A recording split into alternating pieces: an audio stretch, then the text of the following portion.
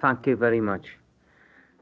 Right. Can I welcome all members and officers to this meeting of Development Control Committee, which has been convened as a hybrid meeting. The meeting will be recorded and will be available via the Council website to view as soon as possible following this meeting. Everyone participating in this meeting will be attending either the Council chamber or from remote locations. Please could everybody ensure that their mobile phones are switched off or on silent mode, please. The meeting agenda pack will be viewed on the Council's website. Members and officers will be speaking at various points during the meeting, and those speaking may switch their microphones on at that point. At any other times, attendees should keep their microphones off. Please could these members attending remotely keep their cameras on for the duration of the meeting, please. If any members or officers wishes to raise a point or questions, they should press the hands up icon on top right-hand side of the Microsoft Teams window, and I will come to you in order to receive your requests. Please lower your hands once you finish speaking. Please do not use your microphones until I invite you to do so. Officers from Democratic Services will be supporting this meeting. In the event of a vote, the Democratic Service Officer will call out the names of the members in question in order that they can cast a vote either for or against or abstain. It would be also ask the officers to introduce themselves as and when I invite them to speak during the course of the meeting. I will now proceed to agenda business. Item number 1, apologies for absence. I've had the Mayor has given her apologies to me. And Councillor Collins as well, please, Chair. Okay, thank you. Any declarations of interest on number 2?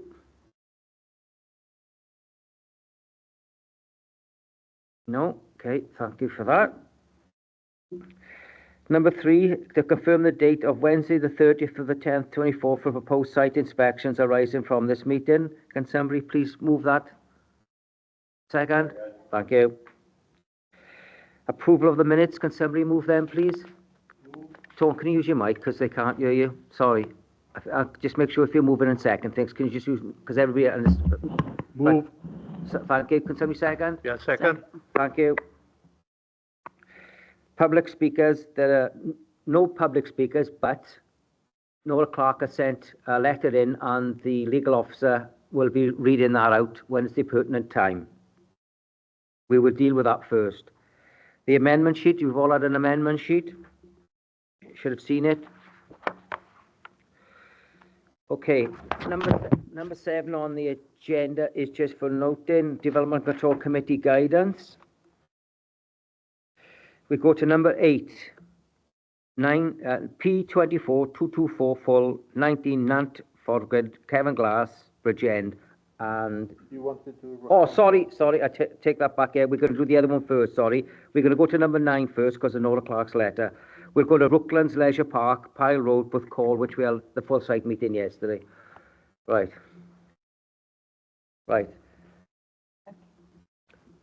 Yeah, can you read the letter out? Good morning. I'm Gillian Dawson, lawyer to the Development Control Committee. I'm reading this statement on behalf of Councillor Nora Clark regarding Brooklands. I would like to thank officers for arranging and members for attending the site visit yesterday. My main aim for the site visit was to offer members the opportunity to see for themselves that the suggestion that has been made in the planning statement regarding those leaving the site on foot or by bicycle, that they would choose to take the south route down to the Newton Nottage roundabout to access the amenities within Nottage Village is not going to happen in practice. The most likely case is that people will always take the shortest route, with access to the village being directly opposite the development site. It is a much shorter and a more convenient route, but it does mean having to cross the very busy A4229, which is the main arterial road into Porthcawl from the M4.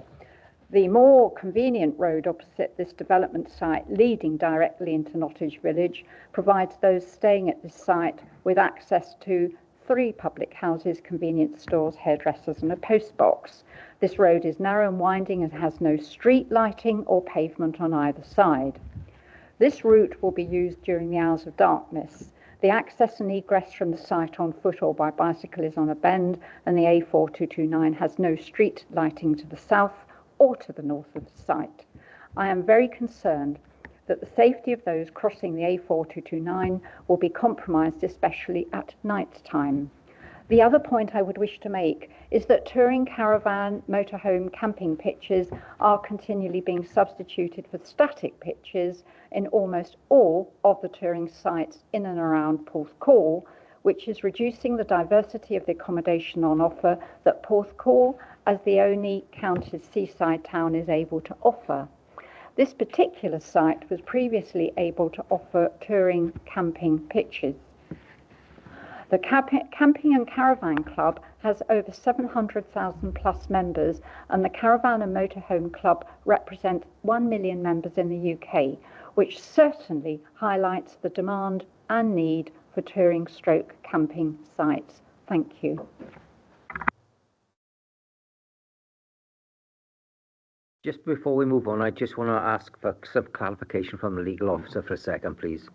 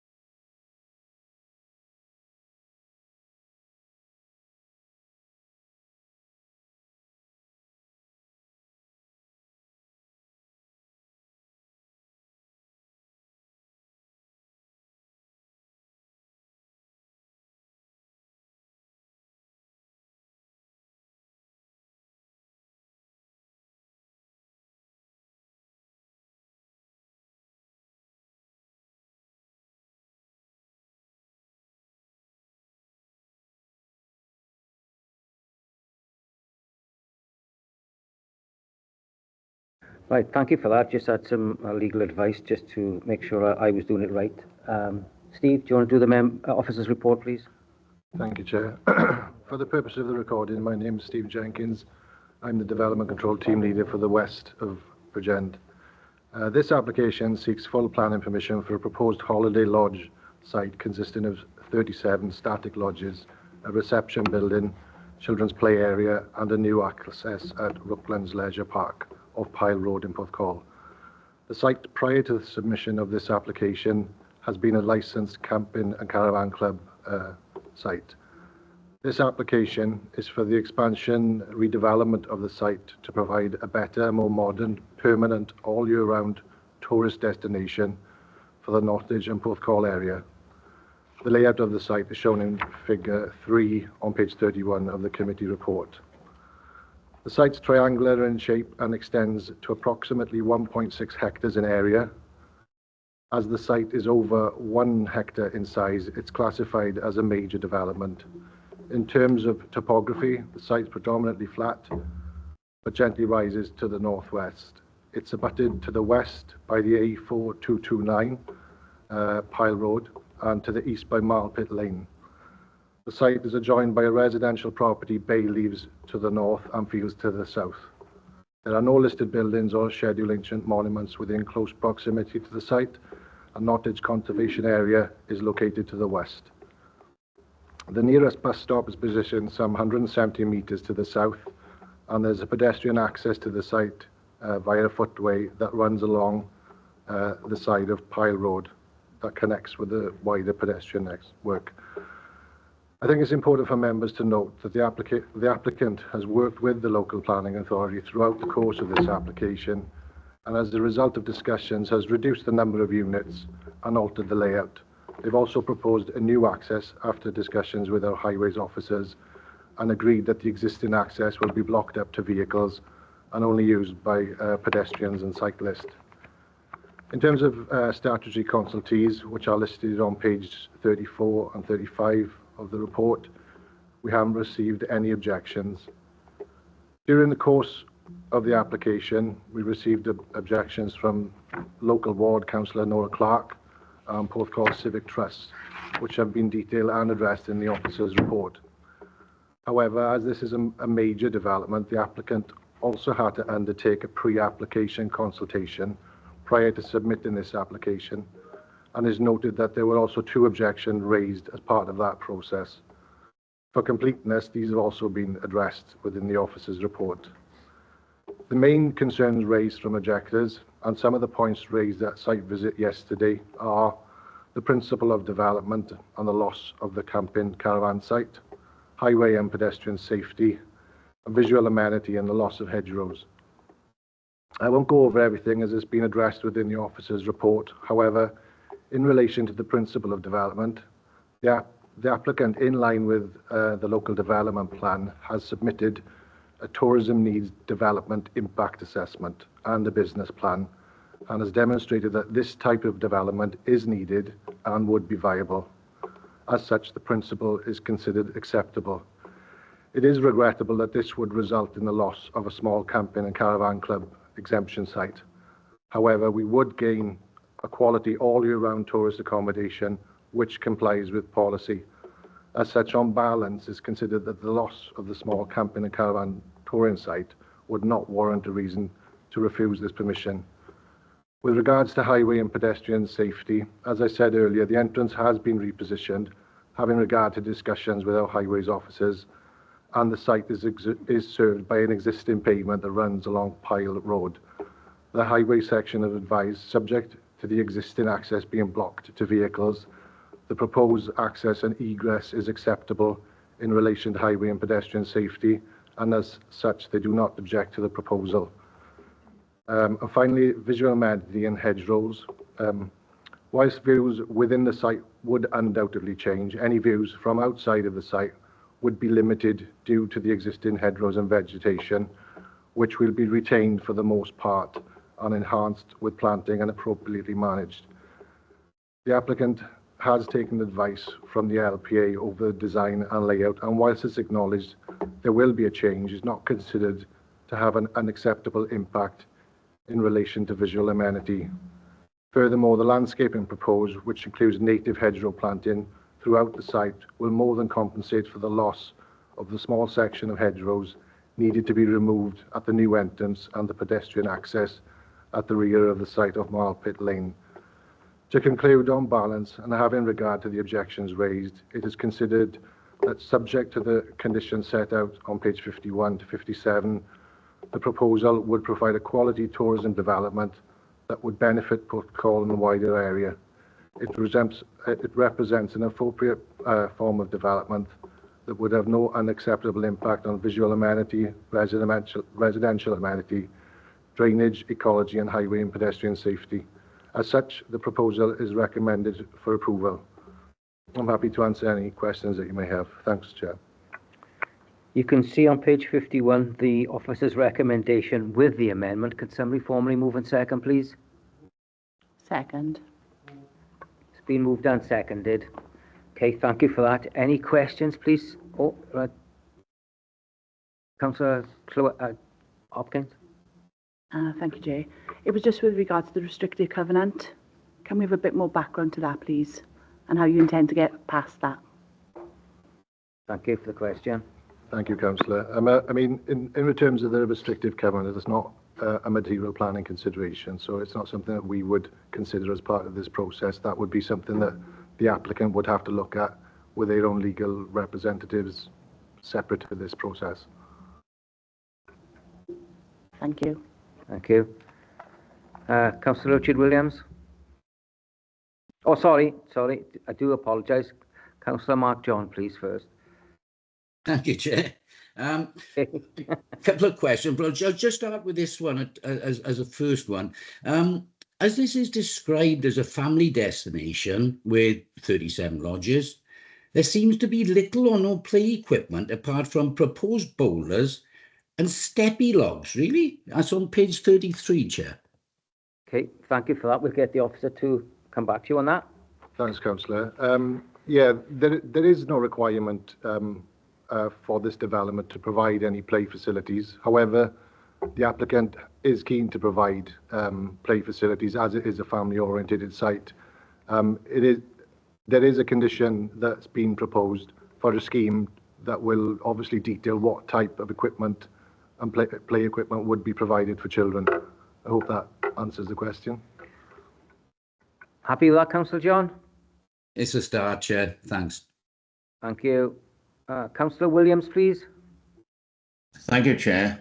I'm not against this application. I think it's going to be a good asset to Porthcawl, but I have a little bit of I'm concerned about the road outside, which is, I think, 50 miles an hour limit.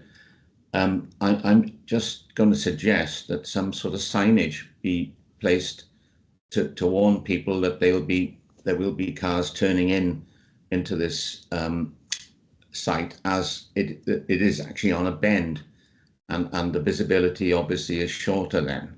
So that's all I wanted to say, really. Thank you. Thank you, Richard. Lee, do you want to answer that, please? Thank you, Chair. For the purposes of recording, my name is Lee Tuck. I am the Principal Highways Development Control Officer. Thank you for your question, Councillor Williams. We, as part of any new access off a highway, there is advance warning to say new road layout, and that stays within 6 to 12 months of any access going in. But obviously we can look to put more signage in that's permanent, advance warning signs, if that's what the members would like to do. Generally, because this is on the outside of a bend, the vision display is meets all the standards. In fact, exceeds the standards in some places. It goes for over 210 metres. It is 40 miles an hour at this point. But as I say, there will be a signage saying new road layout ahead, and it warns drivers that there is a change in the way the road geometry is. But obviously, if members are minded, we can make that a permanent feature if needs be. I'll come back to that at the end of the debate. Councillor Hughes, please.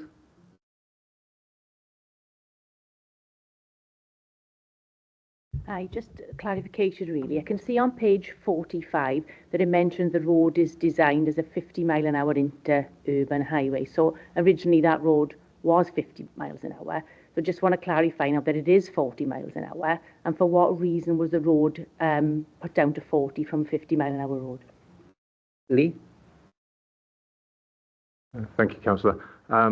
It's difficult with this road because where there's urban settlements, it goes 50, 40, 50, 40, 50, 40 all the way down. And so originally it was 50 all the way through. And as the years progressed, our traffic management officers deemed it necessary to start to put it to 40 at certain locations. So where you've got the cemetery, it changes to 40 and then goes back to 50 and then goes back to 40. And obviously that's due to my traffic management colleagues' knowledge of that situation. So in the vicinity of this particular access, it is 40, but generally it was designed to be a 50 mile an hour road from when it was first built. Yeah. Okay. Happy with that reply? Okay, thank you. Simon, please. Thank you, Chair. Yeah, my concerns are also around pedestrian access to the site. My feeling is that the A4229 here is a difficult road to cross. In the site visit yesterday, I did try to cross it, and it's almost impossible at this area. And even if you go down to the roundabout 80 metres south, then it is still quite difficult. My concern here is that the majority of the people staying at this holiday park will want to walk into Porthcawl or into Nottage, because parking is notoriously difficult in the summer period, which means that we're going to have more than 100 people maybe walking back and forth to Porthcawl and Nottage twice a day, or maybe more frequently, to get to shops, to get to pubs and restaurants, and to get to the beaches. So what I feel at the moment is that unless that we can give better a crossing point across A4229, then we are risking encouraging people to do what is essentially a risky thing, which is to cross either on a bend or to go down to this roundabout here, which has been shown, which is a very heavily used roundabout with 2-lane roads right away around the roundabout. I think at the least we should be able to do is to direct pedestrians down to this roundabout, where it is a little safer to cross than at the bend. And I think the the pedestrian egress at the bottom of the site, at the south part of the site at the moment, encourages people to cross on the bend, which I think is the worst of all possible routes. And so what I would like to see actually is some mitigation of those risks, either by actually not having that egress point for pedestrians at the south part of the site and directing the residents some other way, or some barriers at that point, so that it's impossible to cross pretty much and go into the road into Nottage, and to really direct people southwards. And I guess that could be done by a barrier or by vegetation and planting, or even closing off that access entirely and pushing people to go via a different route. But I am really concerned that parents with children, people who are relaxed on holiday and going to restaurants, walking back in groups, all trying to cross at that junction is extremely worrying for me. You can see it's not even, there's no island in the middle. It's a very wide road. It's had problems in the past, not recently, because of the you could see there the red marks in the centre. I think they were added 5 years ago, which has reduced accidents in this area. But prior to that, there were accidents here. So it is a problematic area. I don't think there is a good answer to this, but I think we can go further in terms of mitigating the risk of people trying to cross on this 40 miles an hour bend. And I'm pretty sure that the majority of cars going past yesterday were doing more than 40 along here. So maybe some speed control as well might actually help. So really, my only concern about this site, because I like the idea and I think it's a good development, but without better protection for residents and a safe place to cross, I'm very worried that we can end up with a fatality here or serious accident, which will cost us as a borough a great deal of money, because we are exposing people using the site to crossing this road. Thank you, Simon. Lee? Thank you, Councillor Griffiths, for those questions. It's a very difficult one. This, as you can see from the planning application number being in 23, we have looked at this for back and forth in conjunction with our traffic management department and our principal highway engineer. We've looked at many iterations of crossing points that didn't work, didn't meet the safety audited. We looked at barriers, but as you'll remember from the site visit yesterday, there is an adjacent field that still needs to retain access off of that, and so we can't completely barrier that across. So we looked at that. Ultimately, whilst we understand the concerns here, there is an appropriate route, and it is there now, and it's got all the drop curbs it needs. It's slightly longer than the desire line, and we understand that, but I have to take into account, and obviously the applicant puts that forward through their transport consultant, there is a route that is safe and usable. So it's difficult from my point of view when I look at these and I think, well, on balance, how far can I go to try and stop people doing, and making their own decisions, because ultimately that's what they'll do. The route down to the south I think is 70 meters longer, but it possibly feels longer when you're walking that way.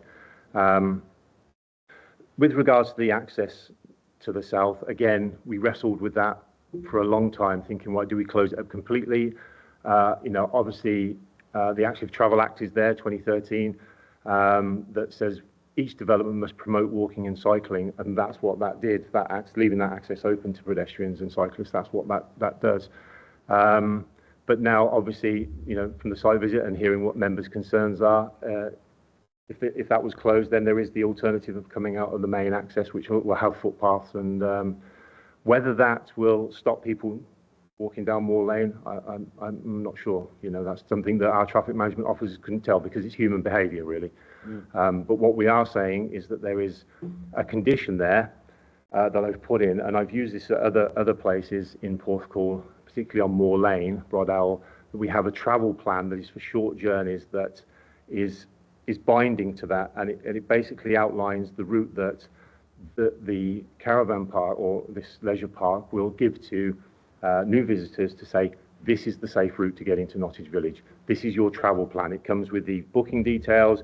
You get it when you get your welcome pack, and it says to, and you know, if anyone then goes from that and strays from that, then you know, we've done all we can as an authority to try and mitigate that.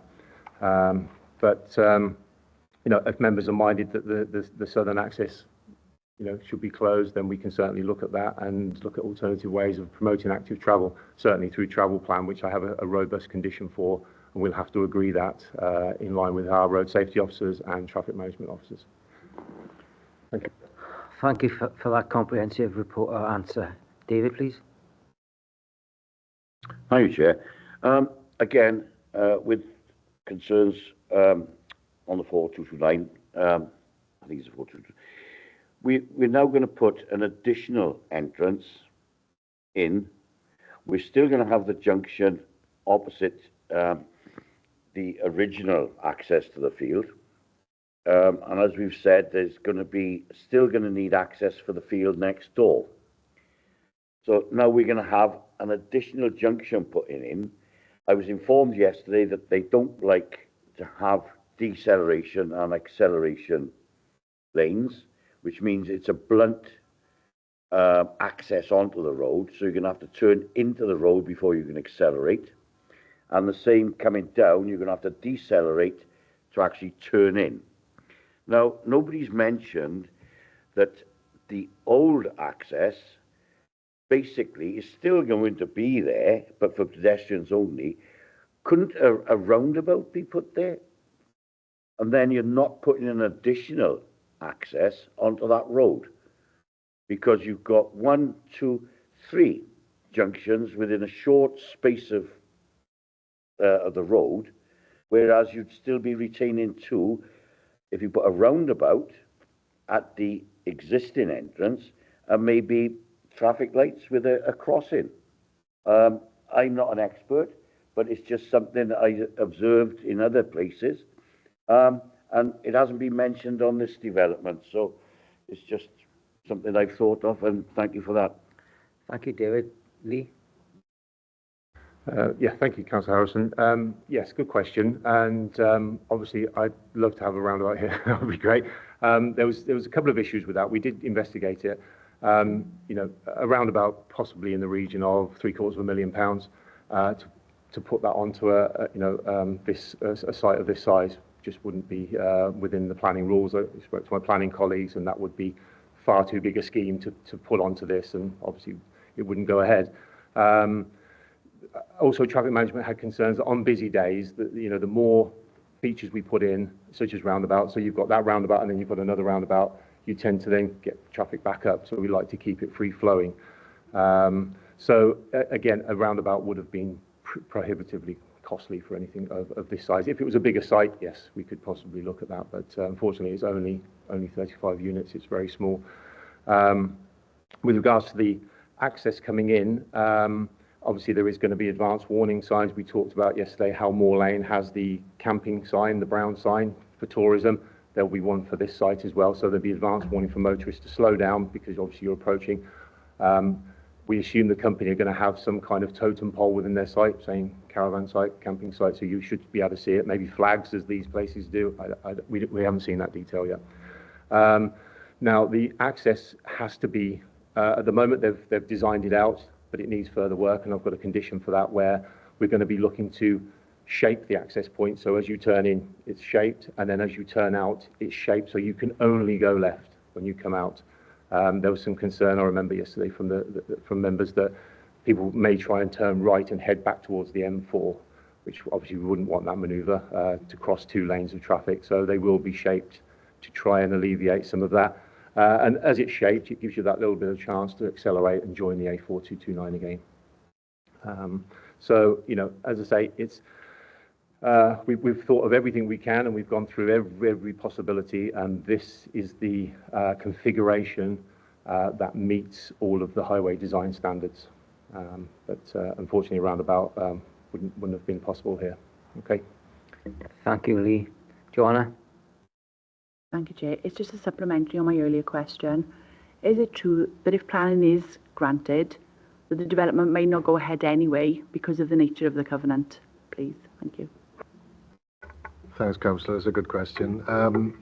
Yeah, it's totally separate. So, I mean, with planning, I could apply to build something in your back garden and get permission, but I would never be allowed to do it because you wouldn't let me, kind of thing. So it's the same with the covenant. If there is a covenant on there, if it restricts this type of development and it can't be removed, then it can't happen. But that's separate to planning legislation. The only reason I'm so concerned is because I've dealt with restrictive covenants in my past job, and they're notoriously difficult to remove.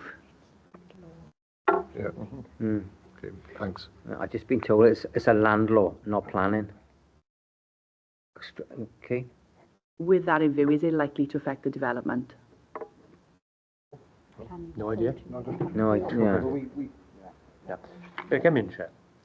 Yeah, planning only deals with it one aspect, and any other land law or civil law issues are for the applicant to discuss with the relevant parties. So ultimately, it could affect the implementation of the scheme, but it doesn't affect the granting of planning permission, which is what this committee is looking at today. Thank you. But it could potentially. Yeah. Thank you. But we don't know. We don't know the details of it. Thanks. Della?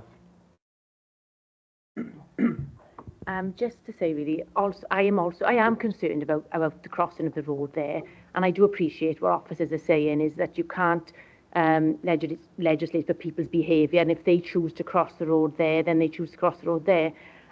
If you go onto Google Maps and put in that site and put the Rose and Crown, the route takes you across the road up to the Rose and Crown. Interesting when you said about the roundabout option. So are we saying then that the roundabout would be the safest option, be the best option if it wasn't down to the cost and size of the development or so? Not necessarily, no. That was discounted early on because of the cost, but we didn't get that far in relation to pedestrians or cyclists. It was just purely a traffic management and vehicular management point of view. But it was so early on in the phase that it just got disregarded, along with many other alternatives. So including coming off Marlpit Lane to the north, we looked at that. So no, it isn't that was a safest option, but it was too expensive. It just got discounted early. So sorry for that misunderstanding. Okay, Councillor. Okay. Mark? Thank you, Chair. Listening to what Councillor Griffiths and Harrison and as Della has just been speaking about, it's all in the plan. It says the site is open for 12 months. I'm looking at it with 100+ people, children, families, etc., looking at active travel. There's not one single street light. If you're looking at the winter, if people are staying in the winter, there's no lit signage. No, there's not one street light anywhere in the vicinity to guide people. It's just bizarre that this is not in there anywhere. Thank you, Chair. Thank you, Mark. Who's going to answer that question? What street light in? Lee? Thank you, Councillor John. Yes, I do understand your concerns with street lighting. I mean, obviously, again, the cost of street lighting is horrendously expensive, and it obviously puts a liability on the authority then to maintain and power that for the future. That aside, obviously, that doesn't trump any safety issues, but that aside, this development so small that we didn't even consider street lighting. If we've got to get to a point where the people in that site make their decisions based on their surrounding, their environment. I mean, the highway code is clear that you drive or you walk or you cycle to the environment that you're in. There is a route. It is used. I mean, I do live in the area. I know the road very, very well. I know that area well. I've used both the path and the lane. And the people do walk down it when it's dark because it's, there's car headlights and whatever else. But, it's not something we've considered. And if members want that to be investigated, then certainly we can look at. But again, it's horrendously expensive, and the liability on the council going forward, where they have to pay for the lights and the energy once it gets adopted, is not something that we try to do as a highway authority now. We don't want to take any more liability on in that respect, and we couldn't put that on the developer. Okay. Could I just come back in, Chair, on that? Yeah, quick, Glenn, please. Yeah, no problem. Yeah, when you're talking about the cost, I'm not sure where you are with cost, right? But as a community council in St Bride's Minor, we are looking at putting 5-6 metre solar units for a dark footpath, and these are coming out fitted by the BCBC at £1,200 a unit, which I don't see is excessively expensive. Thank you, Chair. Thank you for that. The officer's nodding, and I think we'll go away and look at that. Rob? Yeah, thank you, Chair. I don't want to labour the point too much, because I appreciate you've covered it quite comprehensively. But in relation to the change of use now to the static lodge, I think it's probably quite clear that from touring caravan sites, there's going to be a lot more families using this accommodation. And has that been taken into account, in particular with policy SB5 and accessibility, and also people with additional needs and disabilities that might be accessing the park? And secondly, if I may, sort of ties in, do you think, regards policy SP16, do you think that this enhances or diminishes the variety of tourism facilities in Porthcawl, given the Treco Bay and the large amount of static caravans there, and the loss of the tourism? I'll get two officers to answer that. First, we'll ask Lee, do you want to answer about the traffic side of things, please? Yes. So, yes, with regards to that policy, obviously the transport statement that accompanied this plan application, done by an independent transport consultant, walked all of the routes, and they were audited to show that they have all the tactile paving that's required. They are at grade. There are drop curbs all the way to get to the village.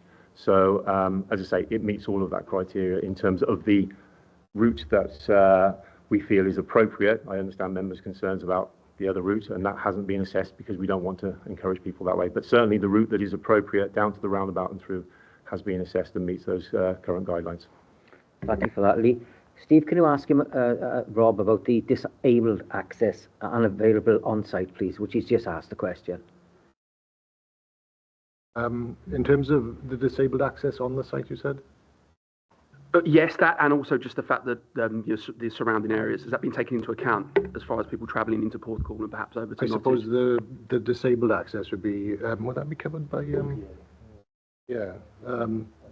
the DDA would cover that side of things. In terms of the SP16 policy, I mean, it has been considered all new tourism accommodation now has to provide this tourism needs development impact assessment, which assesses a lot of things, and one of them being the need for this type of development. Now, that's been assessed by our strategic planners, and they have demonstrated that this type of accommodation is needed within this area. There's organisations that have come forward saying that they can't get this type of accommodation in these areas, and they're having to go elsewhere when there's events and things happening in Porthcawl. So it's been demonstrated that this type of accommodation is required.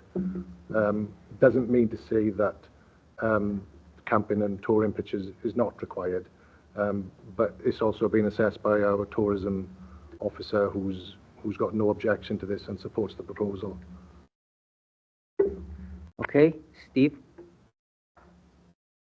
Thank you, Chair. I'd just like to say that my hand has been lowered 5 times since this debate has been going on. Oh, well, that's not me, I can assure you. Well, no, I'm not saying it is. I'm just saying that there's, I don't know if it's gremlins or whatever, but planning is about land use. It also is about highways, and all of this has been talking about the highways. So the road outside is obviously a major part of it. I add my comments to the ward member and those here. What is refreshing is that we are letting the public be responsible for their own actions as drivers and pedestrians. Because as an authority, I don't think that we always accept the fact that people determine for themselves how they're going to keep themselves safe, and that we try to control the way that people walk and travel and vehicle access as well. So it's very reassuring in this meeting for us to sort of say, even though Lee said we want to limit our liability, now legally I don't know if we can limit our liability. Our liability is what it is now and when this has been passed. So we sit in front of experts who have said to the developer, we would like to change the highways part of it to make this application accessible. So we do accept responsibility and liability, so we can't get away from that. But I think that a lot of this development will be about the roadway. And if you think of that A road is very similar to the A48 that would come from Lalliston into Iweni roundabout. And you do have a mini roundabout there. So 40 miles an hour, or whether it's 40 to 50 to 40 to 50, I find that road confusing, because we are told that when speed limit signs are put in, and this is all about what we've talked about, the 20 miles an hour, but when you're on a road, you should know what the speed limit is, and that there shouldn't be additional repeater signs. Now, when we stood on that road, we could look towards the roundabout and see that it was 40. So we were all unsure where at that road where we were standing and all the cars whizzing past, I think Liam said to us it's 40, and if it is 40, why do we need a repeater sign further down to the roundabout? So this road is a major part of it. However, we are saying that we are not responsible for people's health, and that drivers and pedestrians need to make their own way. And should anything happen, well, we as an authority, it's nothing to do with us. Thank you. Thank you for that. Well, no, it wasn't. Right, Martin? I think perhaps to bring it into a bit of context, the site in the recent past has been used for camping by tourists and by campers. On site yesterday, I did ask the question about the use and the capacity, say 9 or 10 on any particular time.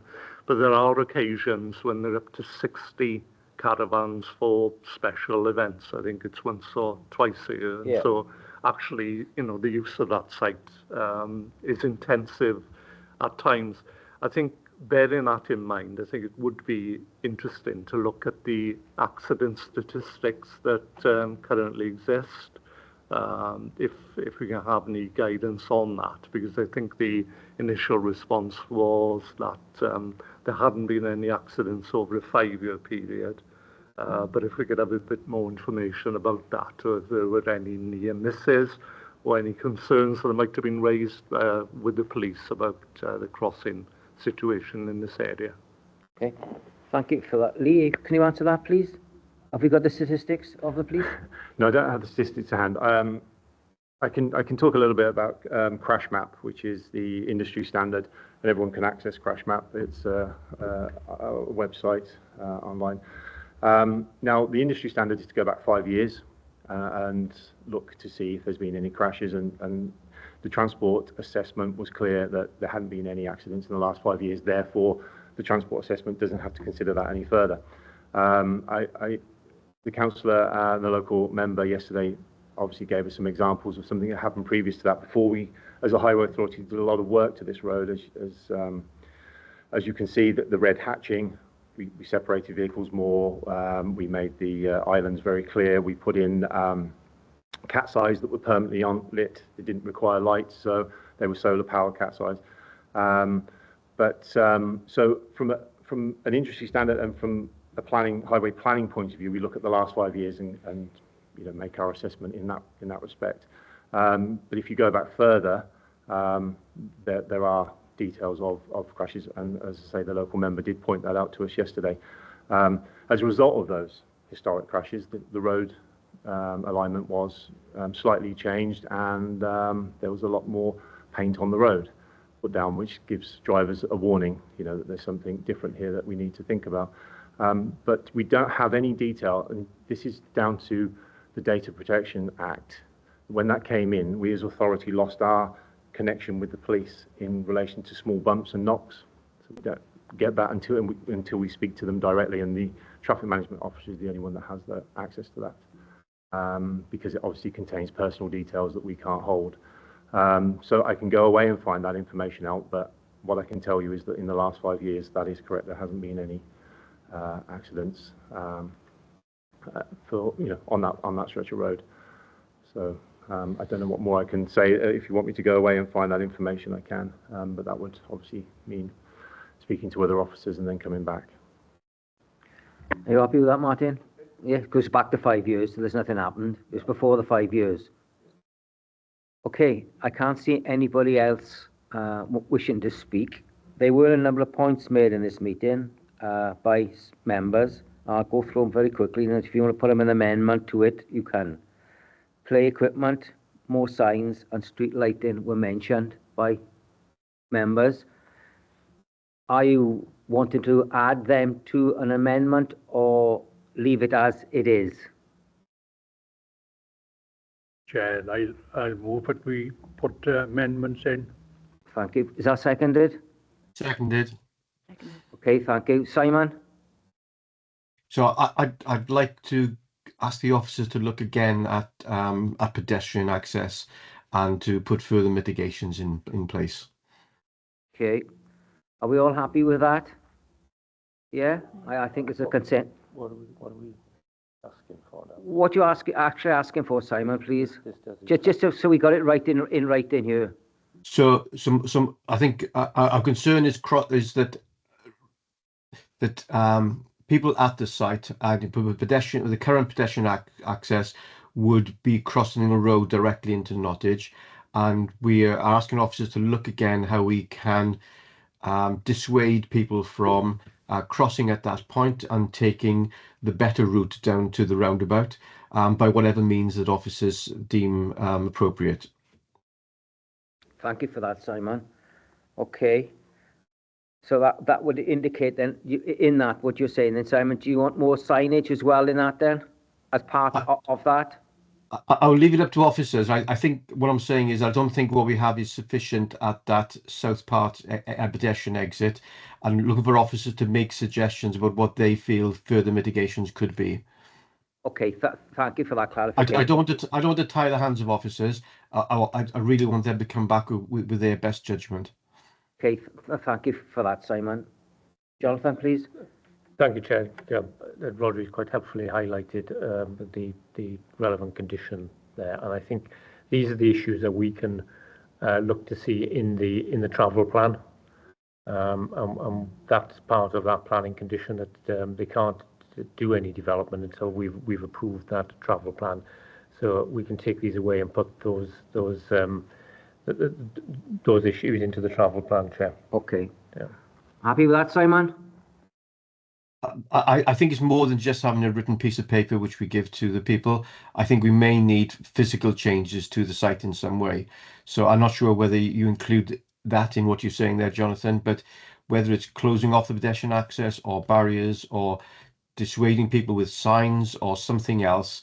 But I really want to make it absolutely clear to anybody in the new site that they should not be crossing the road at that point. I want to do that not only just because you give a travel plan and it comes with the booking and the parents read that, but the 14-year-old kids don't, and then they run across the road. So I think it needs to be physical dissuasion of some sort from crossing the road at that point. I don't know what that is, and thinking outside the box on here, but I'd really want officers to think about how we can really make it very clear to people that this is a dangerous place to cross the road. Okay, I think that's the purpose of that travel plan. I think it is there to try and dissuade people. We've got to be very careful what we can do physically. We can't block that access off. We can't barrier it off. I mean, what we can do is to make put as much information as possible, and I think then we've done everything reasonable within the powers of the authority to make those changes happen. But I take on board what you say, but it is down to the applicant and the developer to put something to us, and we would take on board the comments that have been made, and we won't approve that plan until some of these aspects have been addressed. Okay. Or all of these aspects have been addressed. What I have to be clear on, Chair, is that we can't insist on road lighting. No. But we can seek some sort of lighting scheme within the site itself, that may provide illumination. Also mindful we have trees and hedgerows, the rural area. Any lighting plan would have to be bat friendly, ecologically friendly, and we also want to promote dark skies as well.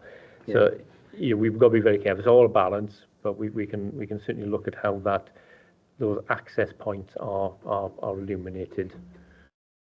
Okay. Thank you, Jonathan, for that. Okay, Jonathan Pratt, please. Yeah, thank you, Chair. Can you hear me? Okay. Yeah, fine. Yeah, thank you. No, I've got a new setup here, so I'm just checking it's working.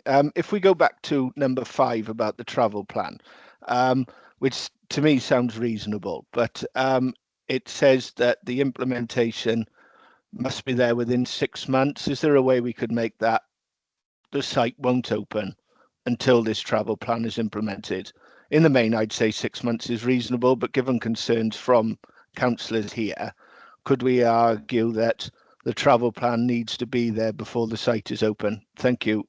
And implemented, not just the plan, but the plan being implemented as soon as the site is open, not a 6 month leeway. Thank you, Chair. Thank you. I'm sure officers have taken on board what you just said, Jonathan. Della, please.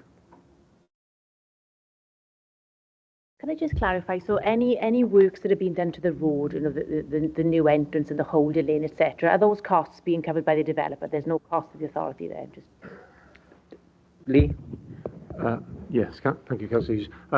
They will be all costs, and they will have to enter into a Section 111 highway agreement to work on our highway, and they will put up a bond as well in order that if it doesn't get finished or we need to put it back, then they will pay for that as well. So all costs are covered. Thank you. Rob? Yeah, thanks, Chair. Just to clarify then, that travel plan doesn't come back to committee at any point, so we don't really get to have any input on that No, plan. that'll be done in the delegated powers. Thank you. Okay. Well, it seems that nobody else wants any questions. Are we all in favour of the officer's recommendation? Della? Yeah? Okay. Anybody against?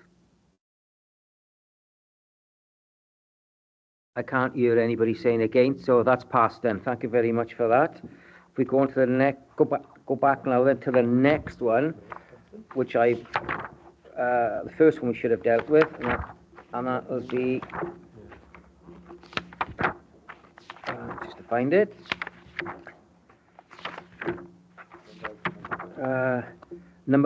Item number 8, and Kitty, are you going to deal with this, please? Can you present it, please? Good morning. For the purposes of this report, my name is Kitty Powell, and I'm a Senior Planning Officer at Bridgend Council. This proposal involves a change of use of a 3-bedroom semi-detached property into a 4-bedroom HMO, and it is also a retrospective application. The site is located along Nantthorne cul-de-sac within Kevin Glass in Bridgend. It is located under 100 metres from a nearby bus stop along Barnes Avenue. The conversion works consist of changing the front living room on the ground floor into a bedroom, with a communal living room, kitchen and dining room and bathroom provided on the ground floor, with 3 bedrooms upstairs with another communal bathroom upstairs. At the front of the property there is an existing parking for 1 vehicle, with room for secure cycle storage. To the rear is a large private amenity garden area with room for waste storage and a clothes drying area. There will be no additions or external alterations to the building. It is considered that the impact the proposal would have on neighbouring and residential properties would be similar to that of a large residential dwelling, and the limited scale of works required for the change of use would not be detrimental or incompatible with the general amenity of the area.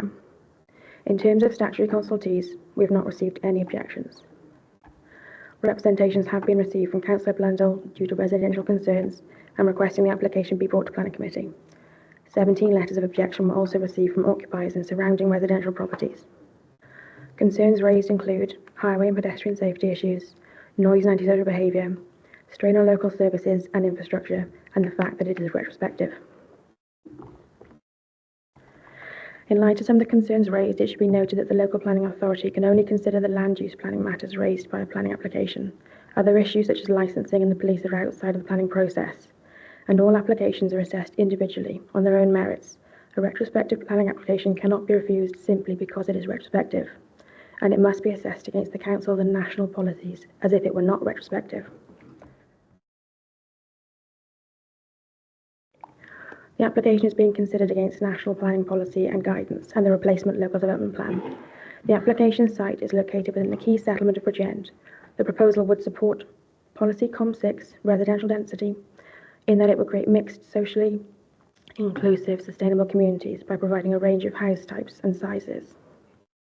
The proposal is also considered against COM7, houses in multiple occupation. It is considered to be compliant with its criteria. In short, there are no other recorded HMOs within 50 metres of this application property. There are no extensions or alterations required. The site will not have an adverse effect on local parking provision. The site has adequate room to the rear and front for storage of recycling, refuse, cycle, and clothes drying area, and would not have an unacceptable adverse impact on residential amenity. As part of the planning application process, the highway officer has been consulted, who has no objection to the proposal. To reiterate further to the report, a 3-bedroom house can house a family of 4 adults, each with a car. The proposal limits residents to 4 tenants only. Therefore, we consider that this proposal will not have an adverse effect on local parking provision. Combined with the location and type of accommodation proposed, it is considered that the use would result in a lower car ownership level. I trust I've adequately outlined and addressed key matters surrounding the change of use application. In conclusion, having considered the material planning considerations, the application is recommended for approval, subject to the application of appropriate conditions of consent. Thank you, Chair. Okay. As you can see, the recommendation on page 25 for approval. Can somebody formally move in second, please? I'll move, Chair. Yes. Can you just use your mic, please? Second. Thank you. It's been moved and seconded.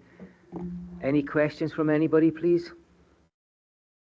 For the officer? Oh, David. Thank you, Chair. I take it this is retrospective planning on this. Obviously, I haven't had any opinion with anybody as it's in my ward. And obviously, I didn't reply to anything. But been listening to a few people. Somebody said that it was being used for assisted living and there was carers back and forth there. A lot of traffic, a lot of parking. So a HMO wouldn't come under a sort of assisted living home, would it? So this is just purely now going to be for accommodation for up to 4 people, if I'm right. I'm sure Kitty can answer that. Or do you want to answer, Jonathan? Kitty, do you want to answer that question, please? Yeah, that's what the application is for, the C4 dwelling house, house of modification. It doesn't mention assisted living. From what I was told, there's been a bit of aggravation with carers back and forth and parking, etc. So have they decided they're not going along with the assisted living premises and turn it into a proper HMO? Yeah. If so, fine. Okay. That's the application that's in front of us. Yeah. Yeah. Okay, could you just put your hand down, David, please? It's all right. No, it's fine. I can't see anybody else. Does anybody else want to ask any questions on this? Well, you've all read the officer's recommendations for granted. Are we all in favour? Aye. Anybody against? No? All right, that's passed. Thank you very much, unanimously. If we go on to item 10 then, appeals. I'm not going to go through this as my usual standard. If anybody's got anything they want to raise in appeals, please put their hand up and we'll speak about it, because you should have all read it. Right? And after we had the decision yesterday from Vicky, we're one of the best in the authority in Wales on appeals. Right? Sorry. Okay, so nobody's got any questions on that then? Okay, that's fine.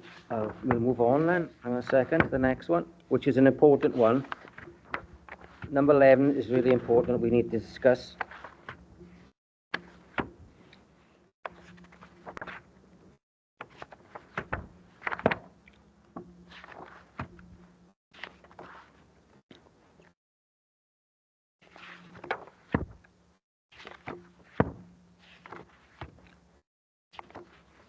Okay, get that at last. Item agenda number 11. Now, have everybody read this? Because this is really important, because this is the application that we're going to go and see, right? And this is how we're going to do it. So, Jonathan, do you want to just run through it quickly, just for members to understand the logistics of what we're going to try and do here, please? Yeah, thank you, Chair. Members will be aware that we did have a similar report brought to you some time ago, back in April, yeah. At that point, we were looking at doing a special Development Control Committee for, I think it's early May, for this particular scheme. And this is in relation to the development at Brynmenyn and Brynkethin for a hydrogen production facility and associated solar farm.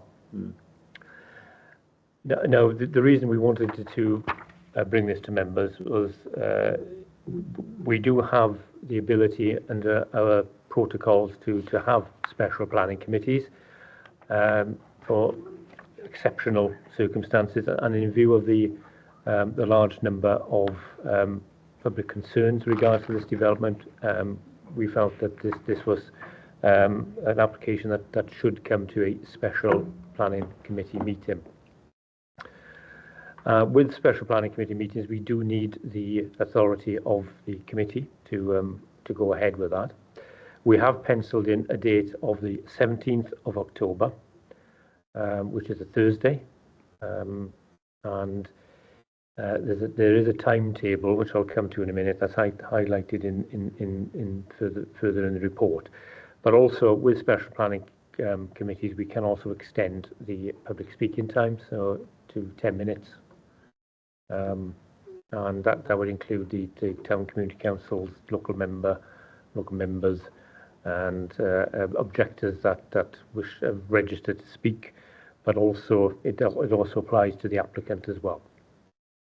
So in terms of the timetable for the day, if members are minded to approve the recommendation for a special meeting, we would seek to provide members with a briefing at 9:15 on the morning of the 17th in the chamber. And now this would be mandatory for all members to attend. You may not have the sufficient information to make a determination if you don't attend that briefing session. The briefing session will cover the planning application, what you're going to be asked to consider. It will also highlight the town and country plan or the land use planning issues that you're likely to cover, and it will also tell you what you won't be asked to consider as well. We're also seeking to bring in an external independent expert to explain what the process involves, what the production of hydrogen involves, and to give you a bit of the national context of hydrogen production. So all this will be done with that briefing session. So I think it's critical for members to come along and listen to that presentation, and so that they are well prepared for what you're going to be asked to determine in the coming meeting.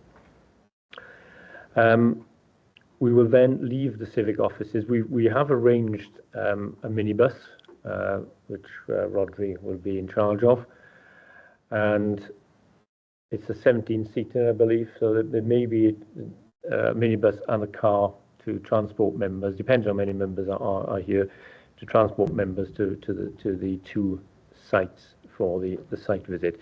Now, the reason we wanted to have some sort of transportation rather than have members turn up is one that there may be a lot of people at the site visit. There would be could be issues with accessibility and parking, but also because the timings are critical, we want to make sure that members are there at the same time, so we can start promptly, we can end promptly, and then bring members back to the civic offices then in a timely manner.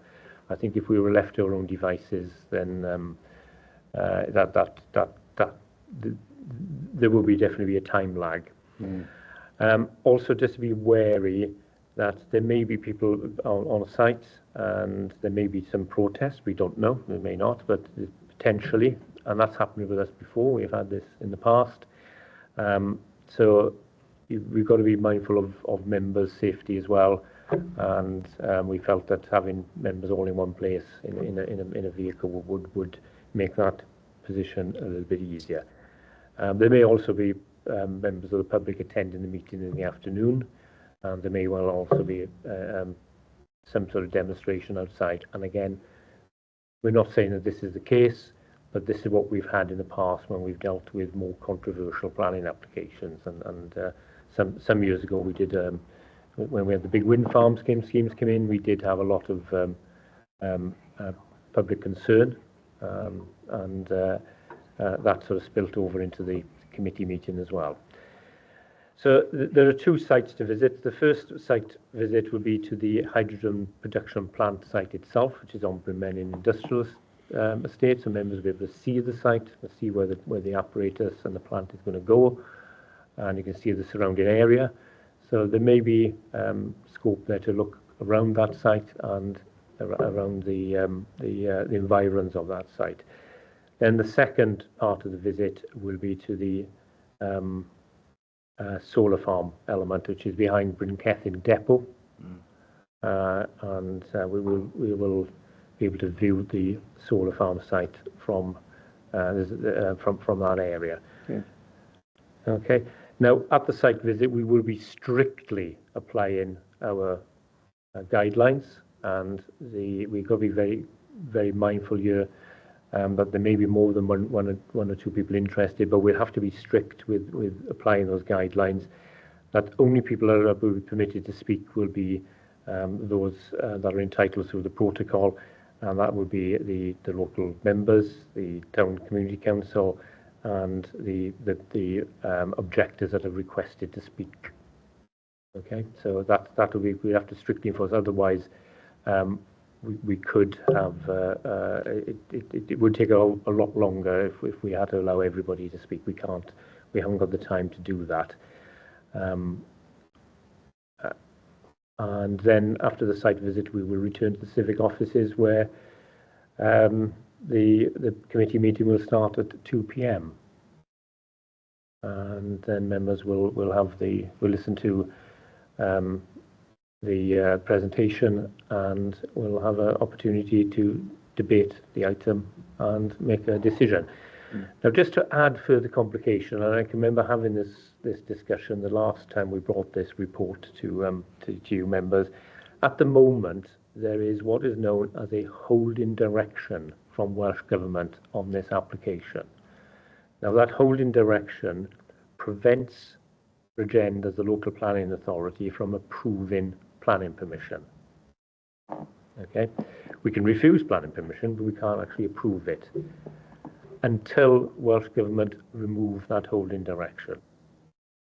Now, the reason there is a holding direction is that somebody has requested that this application be what's known as called in, and anybody can request a call in. And if you refer back to the training we had yesterday from the Chief Planning Inspector, she did mention this as well. Anybody can request a call in, and Welsh Government has to consider it. So whilst there's a call-in request in, Welsh Government will put this holding direction on, which prevents approval of the planning application. Now, we may have notification from Welsh Government prior to the meeting that they wish to remove that holding direction and allow us to determine it, but we may not. We don't know until we contact Welsh Government. So if in the event that Welsh Government have not removed the holding direction, members will not be able to approve that planning application if they were minded to do so. In that event, all we can do is seek a resolution of what members would be minded to do if they had the ability to approve that application, or members could refuse planning permission. I know it sounds that it's a little bit complicated, but at the moment, because of the holding direction, we can't approve, but we can refuse. If members were minded to refuse planning permission after the debate, then in line with our protocol, this will have to come back to another meeting of the Development Control Committee for reasons to be drafted. Okay, so we couldn't be able to refuse it on the day. Hopefully that's clear. Thank you, Chair. If there's any questions, Thank you, Jonathan. Can I just say, I agree totally with what Jonathan's just said. 9:15 is mandatory, and I'm going to ask everybody to attend that in Civic, that we leave on a bus together, right? And for safety reasons, I will speak to the leader to see if you can park downstairs on that day, because there's no other meetings here, so it should be okay for everybody to come in their cars, park underneath, and we just catch the minibus underneath, so we're all going out together at the same time. All right? I think that's prudent to make sure we're all together. And the rest of it, I agree. I agree with Jonathan, and I'll find out from the leader if we can do that. And then Jonathan will write out to you, or I'll write out to you and say yes, come and park underneath on that day. Okay? Anybody got any questions? Martin? Thanks, Chair. I absolutely agree with you. I think it's imperative that every member of this committee makes an effort to come in and to participate for the whole day. Yeah. But that said, there is an entitlement through legislation for people to attend committee meetings on a hybrid basis. So I just wonder how, that sort of weighs up against what we're trying to achieve, and if there is any facility, for whatever reason, for someone to attend remotely at the end of the day. Okay, thank you, Martin. Jonathan? Yeah, yes, you raise a good point. Yeah, we do work in a hybrid environment, so even that applies to officers and members alike. So we can't really force anybody to come in. That's not what the idea is. We're suggesting that it would be beneficial for members to come in because it's easier. The meetings will be hybrid, so they are set up as hybrid. So members can join online. If a member comes in with COVID or something, I wouldn't expect them to come in and spread the joy of COVID with the rest of us. So we will keep that option open. But I think for the site visits, you can't do that hybrid. You've got to have to actually be at the site. And I think it'd be beneficial for members to actually view the site as well. I think that will be beneficial. But if there are members got issues or there are personal problems, then we're not going to be dictatorial on that. But it is recommended that people come in, but the meetings will be available as they normally are, on a hybrid basis. Thank you for that, Martin. Della? I just wanted to ask, really, do you have any idea of when, how close to the meeting would you know what Welsh Government might decide to do? And do we get the papers the same as we would normally timescale-wise before the meeting? Because I assume it is going to be quite a lengthy document. Yes, another good question. What the procedure for us is, once we've drafted the officer reports in draft form, it wouldn't go to members first. The draft report will go to Welsh Government, and Welsh Government will say yes or no. And that could be a matter of days, but in the eventuality that it goes beyond that, we don't know. We're uncertain as to what we bring into members until the day, possibly. They may not tell us until 5 to 2 on the day of the meeting. And that has happened more or less before. But I suspect that we'll get a quick response. Now, we have to put the report in the public domain. It's a week before. But we would hope to get a draft version of that report to Welsh Government before that. So by the time this comes to members, we would hope that direction is lifted. But if it doesn't, we will advise members accordingly. Stephen?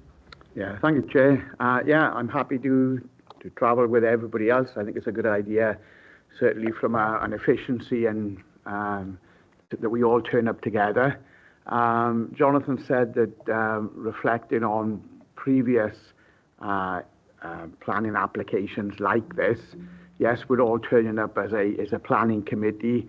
I'm just wondering what the recommendation is as to whether we wear high-vis or just wear our normal clothes.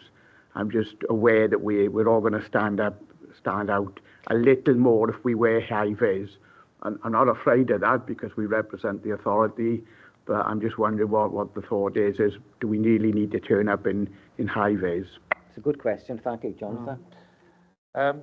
It's a matter for personal judgment, really. If you're on the highway, I can only advise you from a health and safety perspective, you need to wear high-vis. If you have an accident and you're not wearing high-vis, it's your own fault. But somehow I'll be doing all the paperwork probably. But if you're on a normal site, it's and unless it's controlled, unless it's a building site where there are regulations in place, you can wear what you want. We did have one member that came to one of the wind farm applications in high heels, and yeah, that was her choice, and it worked. You know, she was able to see the site, but not recommended. But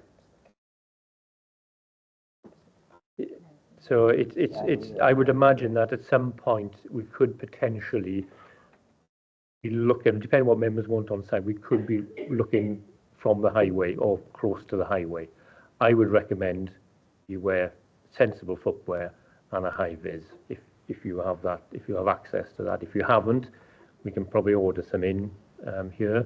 But it's again, it's personal choice, and I would recommend that you do.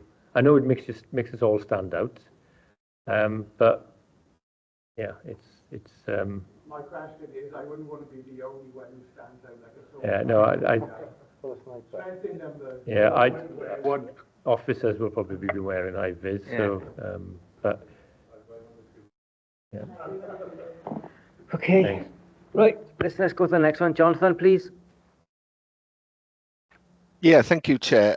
I do appreciate that Jonathan probably has very little control over what Welsh Government does and doesn't do, but on the grounds that this is a highly publicised application with what has been to date peaceful protest, could our officers press on Welsh Government that we get information as quickly as possible? I don't want to give the impression to the public that we're running around reading papers at the last minute, because the Welsh Government has given them to us at the last minute. So if we could kindly press on the Welsh Government that we need information as quickly as possible, that would be helpful. Thank you, Chair. Thank you for that question, Jonathan. Yeah, that's another very good point. What we will be pressing on Welsh Government is that we have a date. If members are minded to approve this, we have a date for a determination. So hopefully that will concentrate their minds. Okay. We can see the recommendation on page 104 that the committee recommends to agree the following: 1, 2, and 3. Can somebody formally move that, please? I'll move that, Chair. Second. Thank you. Are we all in favour of the recommendations? Yeah? Okay, that's carried unanimously then. Thank you. And we'll take that into consideration, Jonathan, which you've just said as well. Our Jonathan here has written it all down. Okay, if we go on to item 12 then, please, and the legal officer is now going to go through this with you. For the purposes of the recording, I'm Gillian Dawson, the lawyer to the Development Control Committee, and I've just been asked to outline to you what this report is about. The purpose is to request the Development Control Committee to propose that 6 of its members form the Rights of Way subcommittee.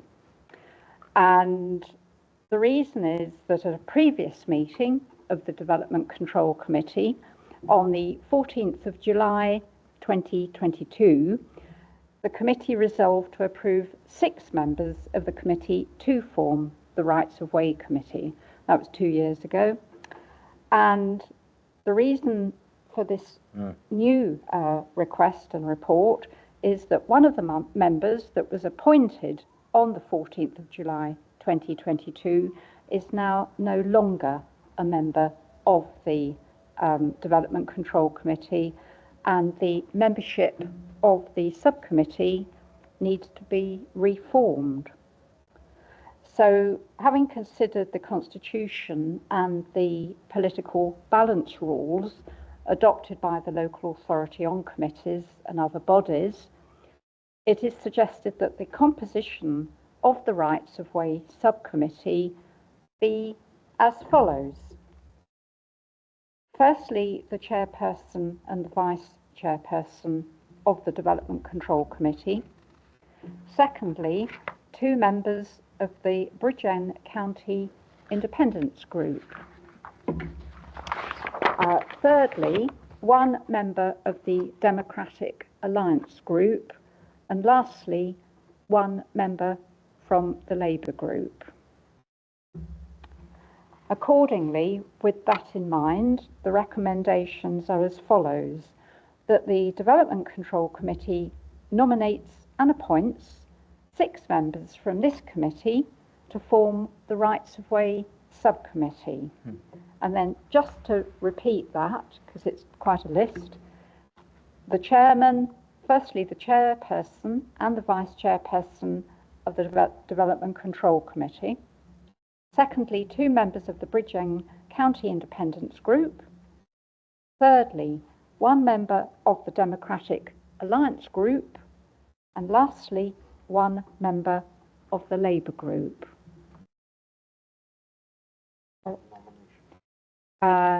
So the question, shall I hand to you, Chair, to invite nominations? It's up to you. Yeah, can we have 1 nomination then to fill the gap, please?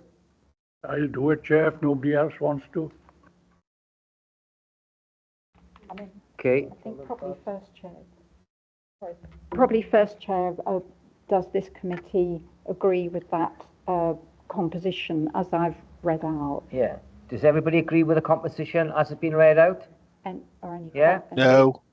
No, sorry, point of order, Chair. Can I just make an argument? I understand the rules here, but obviously this may be a case of my party working harder at elections, but as I understand, the chairperson and the vice chairperson is a member of the Labour group. Of course, it is right that everything is represented here, and I understand the rules of political balance, but I would kindly make an argument that we remove the 1 member of the Labour group and put it as an independent or Conservative, if that's agreeable with the rest of the committee. Obviously, this is a democratic process, so that's my protest and debate. I will wait to see what the rest of the committee hear. Thank you, Chair. Thank you for that. What's members' opinions? Martin?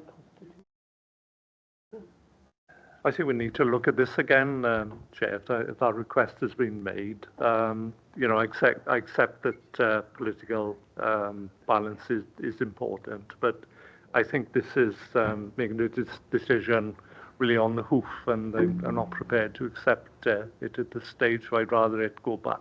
So you're moving, you want it to be deferred? Yes. And they'll look at it and then come back next meeting with exactly what figures we need to go on each party. Yes. Okay, right, thank you for that. Simon? You're on mute, Simon. Yeah, my question was the same really, which is that if we accept Councillor Pratt's suggestion there, then it's a 4-2 against the Labour, and Labour actually have the clear majority in overall council. So I think I'd like to understand what the specific constitutional requirement is of political balance here, and then make sure that we implement that as per our constitution. I think, yeah, thank you for that, and that's what we will do. We'll be, if somebody we'll go through the list now. Joanna? Oh, sorry, thank you, Chair. I was just going to say what Simon said. Thank you. Thank you for that. Well, look, can somebody move that we defer it then to get the legal advice? It's been moved and seconded. We get the legal advice and come back to the next meeting with it properly done. Okay? So, what's the name for it? Mark, did you want to speak? You did raise your hand. I did. No, that's everything sorted. Thank you, Chair. Thank you very much. Okay, Mark, I'll ask Mark Galvin if he can sort that out. If we can go on to the next one then, please. Item 13, training log. As you can see in front of you, we've had the PEDU. rights of way is next, then tree policy, green infrastructure, and then we'll add on as what we want to do thereafter. So we're having rights of way next, Jonathan? Or is that going to... Yeah, we haven't arranged it yet. Yeah, that's the aim, Chair. Right. Depending on availability of officers, they are quite sort of they're stretched. Yes. Yeah. That's what we're trying to do. Well, if you can't get them, can we have tree policy then? One or the other? We'll try them. We'll be flexible as a committee here. But also to be aware, members, we have got our SPGs working and work underway. We will be bringing SPGs to committees for workshop sessions for all members to comment on the draft SPGs as they're produced. At the moment, we still, I understand that the member champions have been involved in discussions with our policy team, strategic planning team, and we're in the process of drafting out the SPGs, supplementary planning guidance documents, and we will bring them to members for wider discussion as that itself will be a training session, will be an hour workshop session for members to look at that draft and to offer any comments before we go further, and then carry out the formal consultation. Yeah, because up to the public there for consultation for 6 weeks. So once we've got those drafts ready, the dates will come into our training for workshop sessions as well. Thanks. Yeah. Everybody happy with that? Yeah. Okay, then we'll do that then. Next thing on my agenda is urgent items. I have not got any urgent items to bring to forward, so that's done. So I'll formally close the meeting and thank you all for attending today.